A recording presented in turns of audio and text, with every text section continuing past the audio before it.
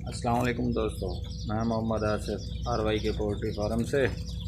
मेरा आस्ट्रलॉक का 9 दिन का चूज़ा है NDIB और आज NDIBD मुकम्मल कर लिया गंबोरों की।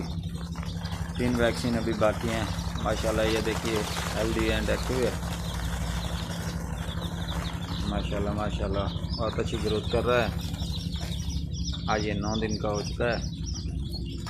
जिस दोस्त को चाहिए चूज़ा हमसे, हमारे पास 9 दिन का, 10 दिन का, 35 दिन का, 45 दिन का चूज़ा मौजूद है। डिस्क्रिप्शन में मेरा नंबर मौजूद है। दुआओं में याद रखिएगा।